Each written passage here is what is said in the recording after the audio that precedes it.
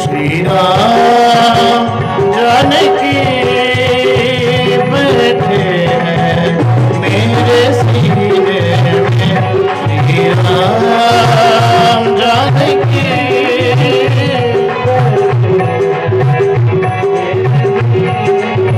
ओ देख लूं मेरे, देख लूं मेरे दिल के नगीने में, देख लूं मेरे दिल के नगीने में। श्री राम जानकी बैठे हैं मेरे सीने में। श्री राम जानकी बैठे हैं मेरे सीने में, बैठे हैं मेरे सीने में, बैठे हैं मेरे सीने में। बोले हनुमान जी महाराज की। तो हनुमान जी महाराज के सीने में राम लक्ष्मण जानकी बैठे थे, इसलिए वो बाण ना तो सुकंत को ना लगा, ना ही हनुमान जी को लगा। वो लग गया किसको? राम जी को खुद का बाण खुद लग गया। और राम लक्ष्मण जब मूर्छित होकर के गिर पड़े तो राम जी ने हनुमान जी को बुलाया। हनुमान जी लेटे लेटे ही, हनुमान जी इधर आइए, मैं समझ गया आप ज्ञानी नामग्र गण्यम हैं, आपसे बड़ा ज्ञानी कोई नहीं हो सकता। तो हनुमान जी महाराज को जैसे राम जी पड़े पड़े आंख बंद किए हुए बुलाए, सो हनुमान जी तो गए नहीं, हनुमान जी ने सुकंत को भेज दिया, जल्दी से जाओ। और जैसे सुकंत गया तो राम जी हनुमान समझ करके सुकंत के माथे पर हाथ धर दिया और हाथ धर करके वरदान दे दिया, सदा रहे अही बात तुम्हारा, जब लगी गंग जमुन जलधारा। जैसे ही वरदान दे दिया अमर हो जाओ, अब भला फिर कौन मार सकता है? क्या राम जी झूठ थोड़ी बोलते हैं? तो हनुमान जी ने युद्ध भी नहीं किया राम जी से और अपने भक्त को बचा भी लिया। वही शंकर जी ही हनुमान जी के रूप में आए हैं। शंकर सुवन केसरी नंदन अथवा शंकर स्वयं केसरी नंदन। भगवान शंकर खुद ही हनुमान जी के रूप में आए। जानते हो कैसे? जब भगवान नारायण को अयोध्या आना हुआ राम के रूप में, तो अयोध्या में जो आने का जब विधान बना, उसके पहले ये जो रावण था वो बड़ा अत्याचार करता था। तही देश निकासई बहुविध त्रासई, जो कह वेद पुराणा, अस भ्रष्ट आचारा वा संसारा, श्रवण सुनिए नहीं काना। जो कथा पुराण कहता उसे देश से निकलवा देता, ब्राह्मण संतों की ताड़ना करता, गायों की हत्या करवा देता, संतों को भजन नहीं करने देता।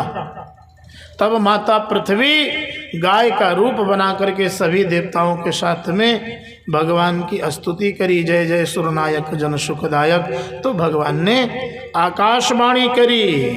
क्या कहा आकाशवाणी में? जन डर पहु मुनि सिद्ध सुरेशा, तुम ही लागे धरी हो नरवेशा, अंसन सहित मनुज अवतारा, लई हो तिन कर बस उदारा। आप जैसे ही आकाशवाणी किया, आप सब डरो मत, मैं अनशन के सहित आऊंगा, बहुत जल्दी अयोध्या में आ रहा हूं। अब सब देवता लोग अपने अपने स्वरूप से सेवा करने के लिए सब आने लगे। हनुमान जी महाराज के रूप में भोले बाबा कैसे आई ये बता रहा हूं। जब सब देवता लोग आने लगे मनुष्य शरीर धारण करके, कोई बंदर, कोई भालू, कोई कुछ बन करके, कोई पेड़ पौधे बन करके, तो भगवान शिव ने कहा पार्वती जी से कि देवी, राम जी मेरे इष्ट हैं और राम जी जा रहे हैं रावण का विनाश करने, उसमें मैं भी जा रहा हूँ राम जी की सहायता करने। माता पार्वती ने कहा प्रभु आप कैसे जाओगे? आपको तो रावण ने 10 सिर काट करके चढ़ा दिया है और उसी रावण के विनाश के लिए प्रभु जा रहे हैं, तो आप कैसे जाओगे? जिसने अपना सिर चढ़ा दिया हो उसके विनाश में आप जाओगे? ये तो गलत हो जाएगा प्रभु, ये धोखा हो जाएगा रावण के साथ में।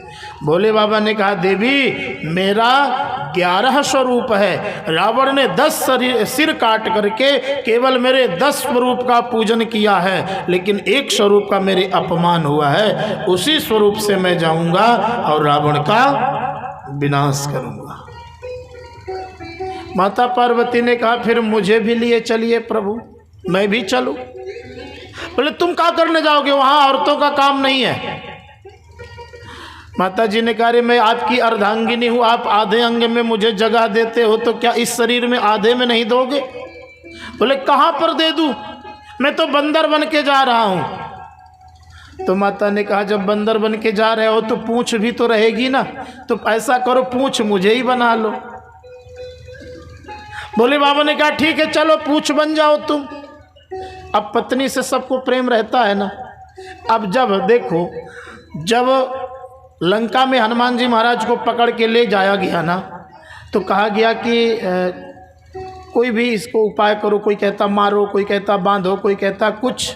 तो हनुमान जी महाराज पूंछ को उठा उठा करके बार बार चूम रहे अपनी पत्नी को। हाँ, तो देखा तो बंदर भालुओं ने, रावण के खानदान के लोगों ने क्या कहा, कपि के ममता पूछ पर, कपि के ममता पूछ पर है। अरे अपने पत्नी के ऊपर तो सबकी ममता रहती है, कोई इसमें आश्चर्य थोड़ी ना है। कपि के ममता पूछ पर सब ही कहे समझाए, तेल बोरी पटवाद पुनि पावक दे लगा। हनुमान जी महाराज जब बार बार चूमते हैं तो बोले पूंछ को ज्यादा प्रेम कर रहा है इसलिए पूछिए जला दो। हाँ, बोले अच्छा ठीक है जलाते हैं। तो लाओ सब कपड़े लाए। अब कपड़ा इतना ज्यादा हो गया, पूंछ छोटी सी थी। हनुमान जी ने सोचा जितना ज़्यादा कपड़ा रहेगा उतने ज़्यादा आग जलेगी, उतने आनंद आएगा हमको। इसलिए हनुमान जी महाराज धीरे धीरे इशारा किया पार्वती को, यानी जो मुख के पास ले गए ना, वो तो चूम रहा, वो राक्षसों को दिख रहा कि चूम रहे हैं। चूम नहीं रहे थे हनुमान जी महाराज, कह रहे थे तुम बढ़ जाना, जितनी ज़रूरत पड़े उतनी बढ़ जाना। हाँ? और अब जितना कपड़ा लंका में था आता गया और तेल आता गया और हनुमान जी महाराज की पूंछिया बढ़ती चली गई। हाँ, पूंछ इतनी बढ़ गई कि जैसे ही आग जलाई गई, पूंछ में आग लगाई गई ना, सो हनुमान जी महाराज कूदना शुरू कर दिए। बोले अच्छा जल रहा है ये बंदर, देखो। सब ताली बजा रहे हैं राक्षस लोग, मारई चरण करई बहु हांसी, लात से मारते हैं राक्षस लोग और ताली बजा के हंसते हैं, अच्छा जल रहा बंदरवा, अच्छा जल रहा बंदरवा। तब हनुमान जी महाराज ने अपने पिता को याद किया, पिताजी थोड़ी सी सहायता करिए ना। हनुमान जी के पिताजी कौन है? पवन देव। और पवन जैसे ही थोड़ा सा बढ़े, तो आप लोग जानते हो जब कभी कभी खेत में आग लगती है और जो पवन देव थोड़ा सा इशारा कर दें तो फिर तो बड़े बड़े की हिम्मत हार जाते हैं लोग और कहते हैं कि अब तो फायर ब्रिगेडर ही बुलाना पड़ेगा, बस का नहीं रह गया। और वो भी मिट्टी का तेल पड़ा हो और कपड़ा बंधा हो बहुत ज़्यादा। तो हनुमान जी महाराज नींबू की चढ़े प्रभु कनक अटारी पर चढ़ते हैं, इस भवन से उस भवन, उस भवन से उस भवन, और जहाँ जाते हैं वहीं जलने लगता है सोने का, तो लंका सोना जलने लगता है और सब पूरे चारों तरफ आग लग गई, पूरा लंका जलने लगा। अब जो अभी तक हंस रहे थे ना, तो लपट झपट बहु कोटि कराला, जो अभी तक हंस रहे थे अब वो हाय हाय बाप बाप चिल्लाने लगे, अब कोई बचाओ, कोई उबारो मुझे। हाँ, जरई नगर अनाथ कर जैसा, जैसे कोई इसका नाथ ही नहीं है, अनाथ जैसा जल रहा है, कोई उसमें बुझाने की कोशिश भी नहीं कर रहा है, सब चुपचाप खड़े हैं, सोच रहे अब क्या करूं। हाँ, बोले यही परिणाम होगा गलत काम का, गलत नतीजा। और फिर इतना ही नहीं, जब राक्षस लोग देखे कि ये पुछिया है, इसका कमाल का पुछिया कोनो तरह से कट जाती ना, तो ये सब झंझट खत्म हो जाता। तो एक ठो राक्षस जो था ना वो फरसा लेकर के गया, तलवार लेकर के। हनुमान जी चुपचाप बैठ गए। हनुमान जी जानते थे कि अब ये लोग आएंगे, तो हनुमान जी महाराज जो थे चुपचाप बैठ गए। आग जल रही है तो एक ठो राक्षस तलवार लेकर के गया कि पीछे से पूंछ को काट देंगे, बस सारी कहानी खत्म। और जैसे ही गया तो हनुमान जी महाराज देखे तो हनुमान जी ने अपना पूंछ को बढ़ाया सर से और बढ़ा करके उसको पूंछ में लपेटा और लपेट करके ऐसा ऊपर फेंका कि वो आज तक लौटा ही नहीं, गिरा ही नहीं, वो ऊपर ही चला गया। हाँ, अब 2-4 लोग देख रहे थे तो रावण के पास गए, बोले महाराज वो जो गया था पूंछ काटने वो तो ऊपर चला गया, पता ही नहीं। रावण ने कहा 10-20 लोग मिलके जाओ। बोले अच्छा ठीक है। अब 10-20 लोग गए तो वो पुछिया ऐसा एक तरफ से आती और सबको पटरा कर देती, जैसे गेहूं जब बड़ा रहता है और तूफान आता है तो सब लेट जाता है खेत में, वो पूंछ एक तरफ से सबको पटरा कर देती, सबके प्राण निकल जाते। फिर रावण के पास गए, लोगों ने कहा वो तो सब गए। बोले क्यों? अरे चुपके से जाना चाहिए ना, पीछे तरफ से जाना चाहिए। तो राक्षसों ने कहा महाराज जो पीछे से जा रहा है वही तो जा रहा है, जो आगे से जा रहा है वो तो कुछ समय तक टिक रहा है, और जो पीछे से गया वो गया, वो फिर आ नहीं रहा है। रावण ने कहा अच्छा तुम लोगों के बस की बात नहीं है, मैं जाता हूँ। और रावण गया तो हनुमान जी चुपचाप बैठे थे। रावण छुप करके जा रहा है, चोर है ना, छुप करके ही तो सीता को चुराया। तो छुप करके रावण जा रहा था धीरे धीरे। सो हनुमान जी महाराज की पूंछ पकड़ लिया, उखाड़ने की कोशिश करने लगा, जोर से खींचने लगा कि पूंछ को उखाड़ ही लेता हूँ। और जब पूंछ को उखाड़ रहा था, खींच रहा था, सो हनुमान जी महाराज उड़ पड़े। और जब हनुमान जी उड़े तो रावण पूंछ में लटक गया। अभी तक रावण कह रहा था ये पूंछ उखड़ जाती तो अच्छा रहता, और अब जब लटक गया तो कहने लगा हे भगवान पूछिया ना उखड़ जाए, कहूँ नहीं तो मरी जाएंगे, हम तो सीधे समुद्र में गिर जाएंगे। हाँ, अब वही रावण जो पूंछ उखाड़ रहा था वही रावण कह रहा है कि अब पूंछ ना उखड़े, अगर पूंछ उखड़ गई तो तुम सीधे समुद्र में जाएंगे, फिर कहीं के बचेंगे नहीं, हड्डी भी नहीं बचेगी। हे भगवान पूंछ ना उखड़े। तो ये पूंछ का जो कमाल है ये माता पार्वती की भूमिका है। हाँ, बोले हनुमान जी महाराज की। तो भगवान शिव का विवाह होना जरूरी है। कल कथा विश्राम हुई थी कि माता सती परीक्षा लेने के लिए भगवान श्री राम की गई थी। माता सती परीक्षा लेने जा रही थी तो भोले बाबा पहले तो समझाए। देखो भाई, एक बात जीवन में नोट करना, जिस औरत को उसके पति की बात समझ में न आवे अथवा वो ना माने तो समझ लेना कि इसका पतन होने वाला है। हाँ, पति की बात को मानना चाहिए, क्योंकि पत्नी के लिए पति ही सब कुछ है।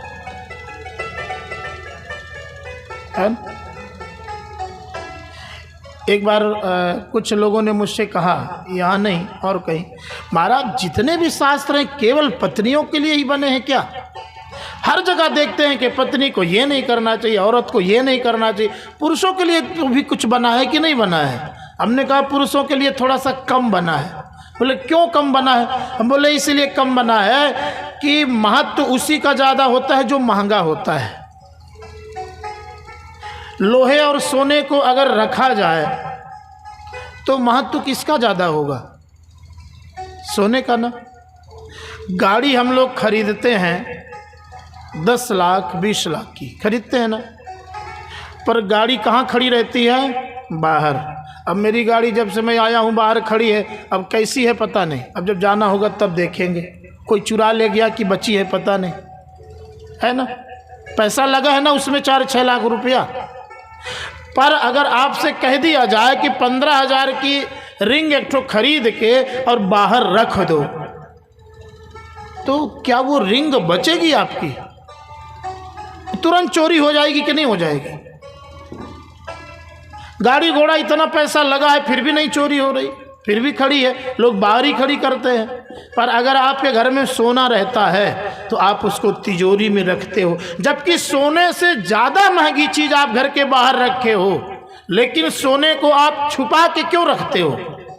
अगर सोनार के यहाँ भी जाओ आप सोना लेने ना, तो सोनार भी जो दिखाएगा ना, सुरेश भैया बैठे हैं, हाँ जानते होंगे, सोनी के यहाँ जाओगे अगर सोना लेने तो वो गिन के देगा। जैसे आप कहोगे हमें रिंग चाहिए, अंगूठी चाहिए, तो 10 ठो डिब्बा में गिन करके देगा, 10 पीस, कि अगर एक ठो कहीं इधर उधर हुआ तो हम जान जाएंगे।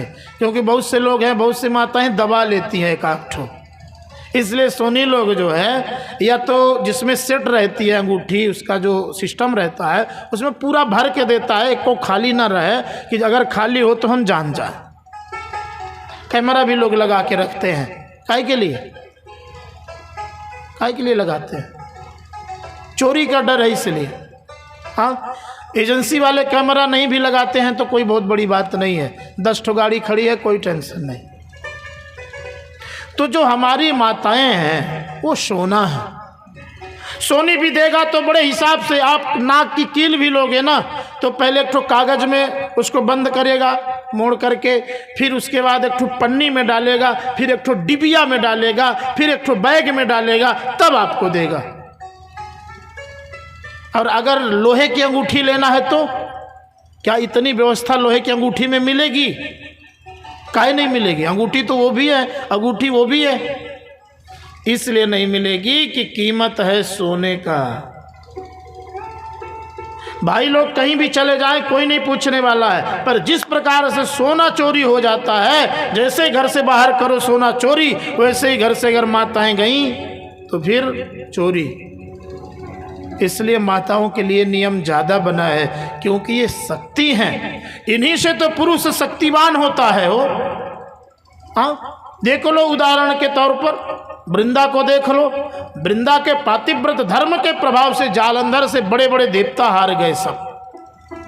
इसलिए सृष्टि का निर्माण, समाज का निर्माण, यहाँ तक कि हमारी भारत की माताएं भगवान को भी जन्म देती हैं। हो कोई बाप नहीं दे सकता है, पर एक माँ ही ऐसी होती है जो राम को भी बेटा बना के अपने पेट में रख लेती है, कृष्ण को भी बना के रख लेती है। इसलिए कभी ये नहीं सोचना चाहिए। इसीलिए माताओं के लिए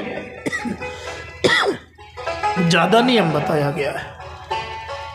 माँ चाहे तो अपने घर और परिवार को स्वर्ग पहुंचा दे, स्वर्ग बना दे, और चाहे तो स्वर्ग से नरक बना दे। इसलिए जितने भी नियम हैं माताओं के लिए ज़्यादा है।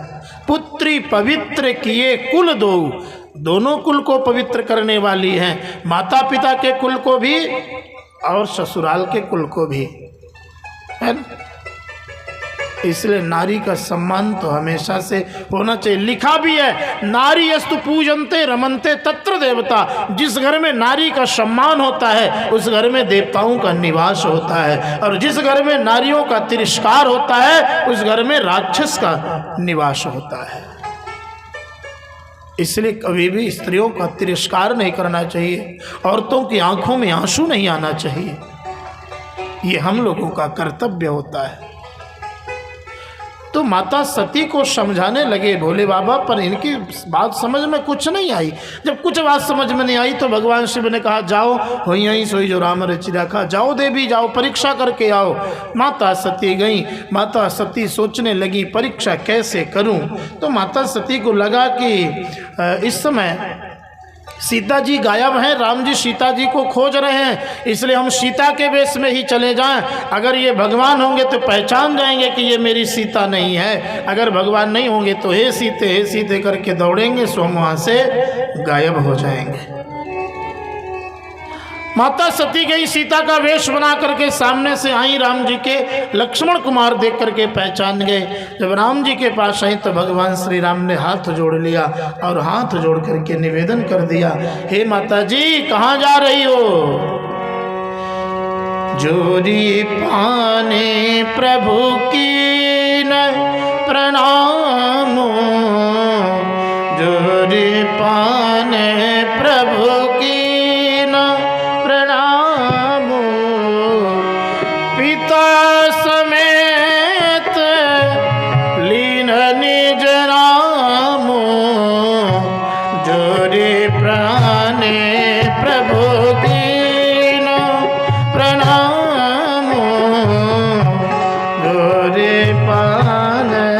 प्रभु भगवान राम ने हाथ जोड़ा, दशरथ नंदन राम माता जी आपको प्रणाम करता है। भगवान शंकर कहाँ हैं? अकेले इस वन में क्यों भ्रमण कर रही हैं? अब जब इतनी बड़ी कुंडली बता दिया तो माता सती को लगा ये तो सब जान गए, पर सीता के वेश में है, अब मैं क्या करूं? माता सती सोचने लगी अब यहाँ से चले जाना ही अच्छा है।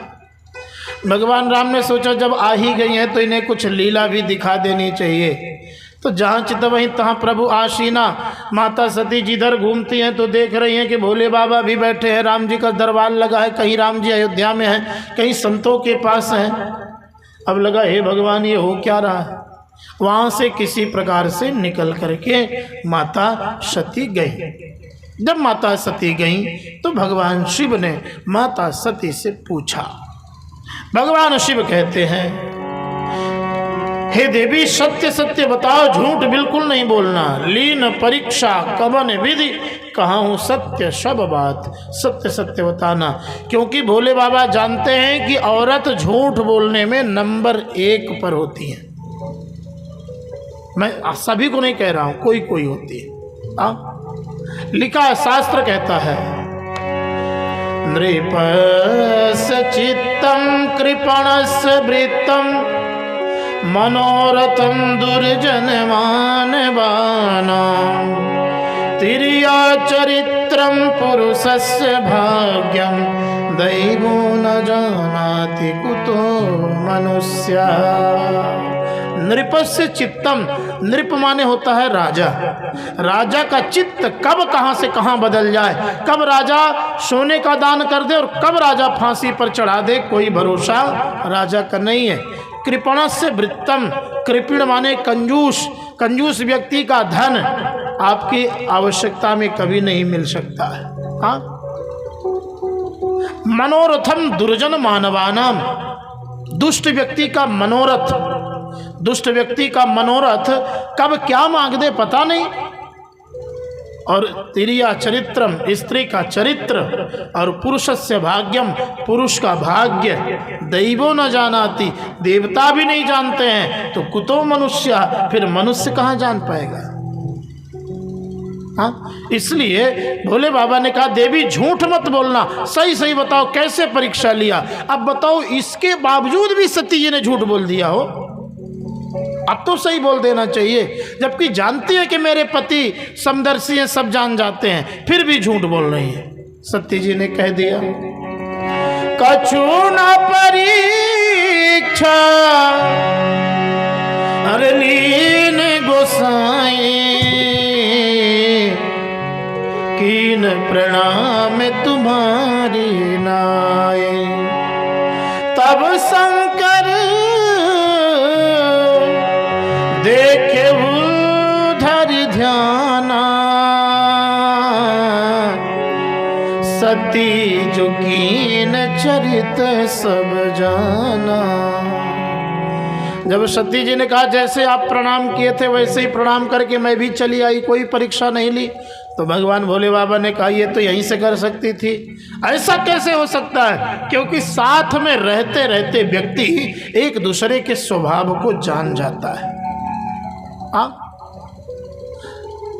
सहविजानियात, साथ में रहने वाला व्यक्ति गुण और अवगुण दोनों जानता है, इसमें गुण क्या है और अवगुण क्या है। भगवान भोले बाबा तो जानते हैं सती के बारे में, ये अहंकार दक्ष की बेटी है, ये कैसे ऐसे हो सकती है। भगवान शिव ने जैसे ध्यान लगा करके देखा तो सब कुछ दिख गया। भगवान शिव ने कहा हे भगवान ये तो मेरी माँ का जानकी का वेश बना लिया, अब तो पत्नी का व्यवहार इससे नहीं हो सकता कभी, अब माँ वाला व्यवहार होगा इससे, क्योंकि माँ का वेश बनाया है और माँ के साथ पत्नी का वाला संबंध तो नहीं ना हो सकता है। इसलिए शिव संकल्प कीन मन माही, अब जो करहु सती सन प्रीति, मिटाए भगति पथ होई अनीति।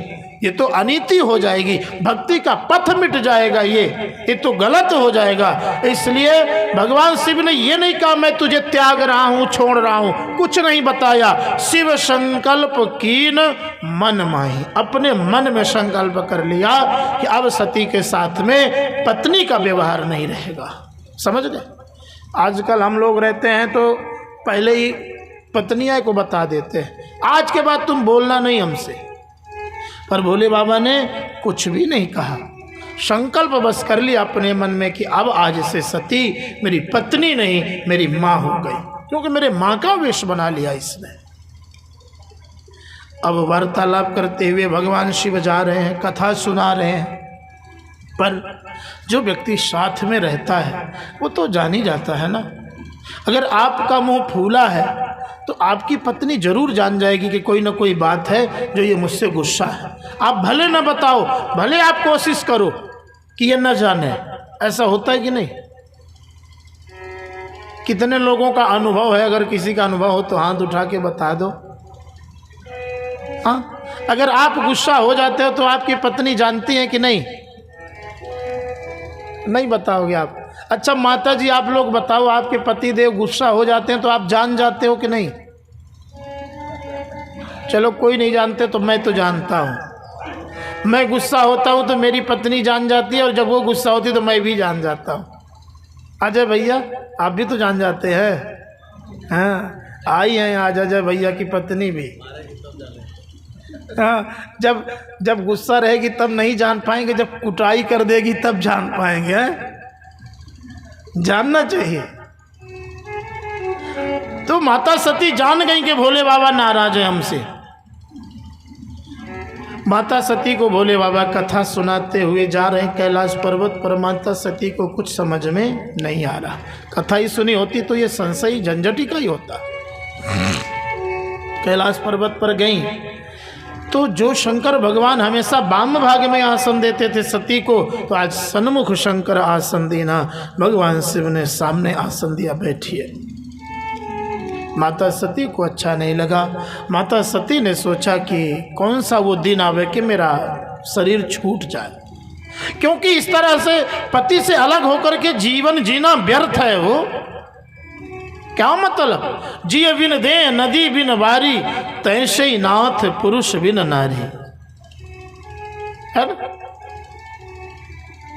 जिस प्रकार से शरीर का महत्व तभी तक है जब तक इसमें प्राण है। नदी का महत्व तभी तक है जब तक उसमें जल है। तैसे ही नाथ पुरुष बिन नारी, नारी का महत्व तब तक है जब तक उसका पति है। भले पति शराबी हो, जुआड़ी हो, चोर हो, नशेड़ी हो, कैसा भी हो, अंधा बधिर कैसा भी हो, पर ऐसे हूँ पति कर किए अपमाना, नारी पाव जमपुर परधाना। रोगी बधिर अंध पति जैसे, रोगी हो, बहिरा हो, अंधा हो, गूंगा हो, लंगड़ा हो, पर ऐसे हो पति कर किए अपमाना। ऐसा अगर है, उसका भी अगर कोई औरत अपमान करती है तो नारी पाव जमपुर परधाना, वो नरक में ही रहेगी हजारों वर्ष तक। हाँ, इसलिए कैसा भी पति है उसका अपमान नहीं करना चाहिए। जब तक पति रहता है तब तक उसके महत्व को नहीं समझती हैं, और जब पति चला जाता है तब फिर समझ में आता है कि कैसे भी थे पर थे तो। इसलिए पति के महत्व को समझना चाहिए। पत्नी मर जाएगी तो एक बार पति को बहुत ज़्यादा दिक्कत नहीं होगी, दूसरी पत्नी तैयार खड़ी है पहले से। क्यों बबलू? पहले से व्यवस्था रहती है लोगों की। पर अगर पति चला जाएगा तो औरतों के लिए दिक्कत हो जाएगी। इसलिए पति के लिए सब नियम, पत्नी के लिए ज़्यादा नियम बताए गए हैं और पति कुल देवों के लिए कुछ कम नियम, क्योंकि इनको कहा गया है धर्म पत्नी। जो धर्म की तरफ अग्रसर करे अपने पति को, वो है धर्म पत्नी। और अगर धर्म की तरफ नहीं लेके जाती है, अगर पति कहता हम जा रहे हैं कथा सुनने और पत्नी कहती चलो हटाओ कथा सुनने, बैठो यहीं रहो, तो समझ लो खाली पत्नी है। पत्नी मतलब जो पतन में पति को डाल दे वही है पत्नी। जो पतन से निकाले वो धर्म पत्नी, धर्म की तरफ ढकेले पति को। पति को जबरदस्ती कहे कि जाओ अयोध्या, हम भले नहीं जाएंगे, हम घर का काम देख लेंगे। पर आजकल तो यही कहते हैं अयोध्या जाओ तो आपने गैया लिए जाओ, हमरे माथे ना ही होई।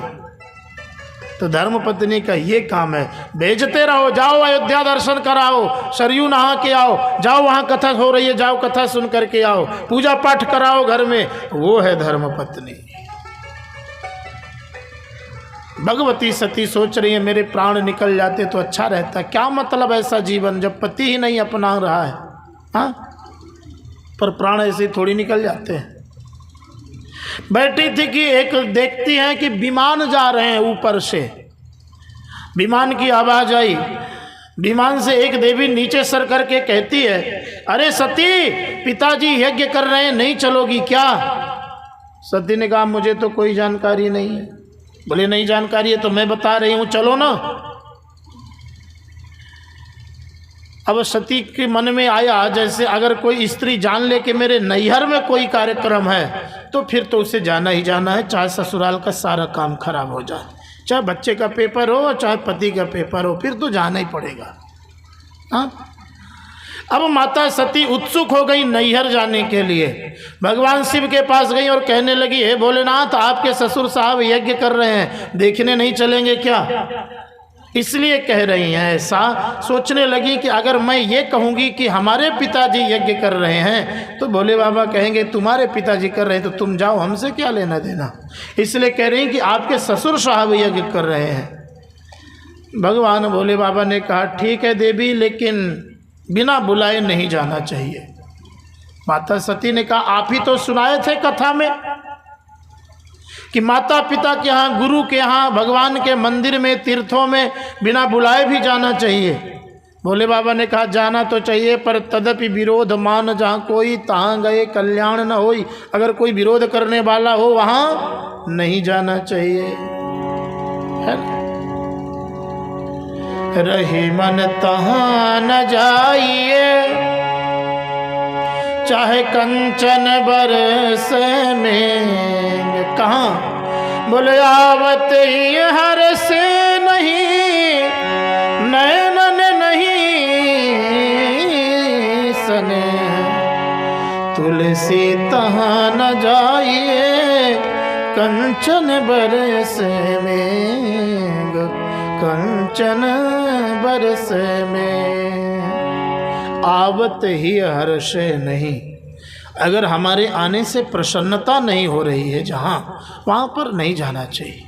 मान लो हम आपके घर आए और आपको लगा रे कहाँ से महाराजा वो आई गए, अब रोटी बनाओ, उनकर सेवा में लागो, यू जट्ठू झंझट हो गई। ऐसे घर पे नहीं जाना चाहिए। ऐसे घर पे जाना चाहिए जहाँ जाने के बाद प्रसन्नता हो जाए, वाह महाराज जी आप आ गए, बहुत भाग्य है, हम लोगों के दर्शन मिल गए, आइए, माने प्रसन्न हो जाएं आप, वहाँ जाना चाहिए। और अगर हमारे जाने से दुख हो जाए वहाँ कभी भी नहीं जाना चाहिए जहाँ कोई अपमान करने वाला है। बोले कैसे जाना चाहिए? जब बोले आवत ही उठ के मिले, चलत देखी दे रोए, तुलसी ऐसे मित्र घर, भूखे रहियो सो। आप आते समय उठ कर के मिले, खिलखिला करके मुस्कुरा करके मिले, और चलते समय आंखों में आंसू आ जाए, आप जा रहे हो मुझे छोड़ के, अच्छा नहीं लग रहा। ऐसे मित्र के घर में अगर भूखे सोना पड़े तो भी जाना चाहिए, सोए रहना चाहिए। हाँ, वहाँ नहीं जाना चाहिए देवी। पर सती जी को बात समझ में नहीं आई। सती जी ने कहा मैं तो जाऊंगी। सो भोले बाबा ने कहा ठीक है देवी, अगर आप जाना चाहते हो तो आप जाओ, मैं नहीं जाऊंगा। पर क्यों नहीं जाओगे आप, ये तो बताओ। भोले बाबा एक बात बताने लगे। अभी तक भोले बाबा नहीं बताए थे, ये बात छुपा के रखे थे, आज बता रहे हैं कि देखो मेरा अपमान करने के लिए तुम्हारा बाप यज्ञ कर रहा है। सती ने कहा मेरे पिताजी आपका अपमान, ये कैसे हो सकता है? आप तो छोटे दामाद हो और दामाद को तो हर ससुर प्रेम करता है, फिर आप कैसे कह रहे हो अपमान करने के लिए यज्ञ कर रहा है? बोले हाँ। भगवान शिव कहते हैं देवी एक बार की बात है, ब्रह्मलोक में ब्रह्मा जी महाराज ने आयोजन किया था एक कार्यक्रम का। उस आयोजन में तुम्हारे पिता को प्रजापति का पद देना था, देवताओं का स्वामी बनाना था। तो हम सभी लोग वहाँ गए थे, पर दक्ष प्रजापति वहाँ नहीं आया था। तो हमने सोचा कि अन्न का कण और संतों का क्षण कभी बर्बाद नहीं करना चाहिए, ये समय बीत जाएगा तो नहीं मिलेगा फिर से। इसलिए भोले बाबा बैठ के भजन करने लगे। भोले बाबा की समाधि लग गई। तब तक में दक्ष प्रजापति आया, सब लोग खड़े हो गए। भोले बाबा की समाधि लगी, उन्हें पता ही नहीं चला कौन आया गया। तो दक्ष प्रजापति चढ़ा और जो खड़े हैं वो तो नहीं दिखे उसे पर भोले बाबा दिख गए। दक्ष प्रजापति ने कहा कि सब लोग खड़े हो गए पर ये क्यों नहीं खड़ा हुआ, ये तो मेरा दामाद है, बंदर जैसी आंखों वाला, श्मशान में रहने वाला, भूत प्रेत को साथ करने वाला, क्या जाने इज्जत सम्मान, मैंने तो फालतू में अपनी बिटिया इसको दे डाली। अब इतना जब उल्टा सीधा बोलने लगा तो नंदी बाबा से सहन नहीं हुआ। नंदी बाबा ने कहा, ए थोड़ा सा हिसाब से बोलना मेरे स्वामी को, दामाद होंगे तो तुम्हारे घर के होंगे, यहाँ मेरे स्वामी हैं।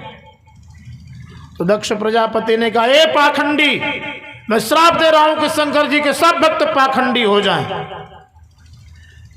जैसे ही श्राप दिया तो नंदी बाबा ने कहा, मैं तुझको श्राप दे रहा हूं, तब से मैं कर रहा है कि तुम्हें बकरे का सर लग जाए। श्रापी श्रापा हो रहा था, तब तक भोले बाबा की समाधि खुली। भोले बाबा ने देखा नंदीश्वर का और मेरे ससुर साहब का वाद विवाद हो रहा है। भोले बाबा ने कहा, अरे नंदीश्वर, मेरे ससुर साहब है, क्या कर रहे हो? नंदीश्वर ने कहा, अरे प्रभु, ये बहुत पापी आदमी है, आपको श्राप दे दिया, आपके भक्तों को श्राप दे दिया। तो भगवान शिव कुछ बिना बोले वहां से चले गए। अच्छा व्यक्ति वही होता है जो लड़ाई झगड़ा को टाले, उसको बढ़ावे ना, बात को खत्म करे, वहां से चल दे, हट जाए।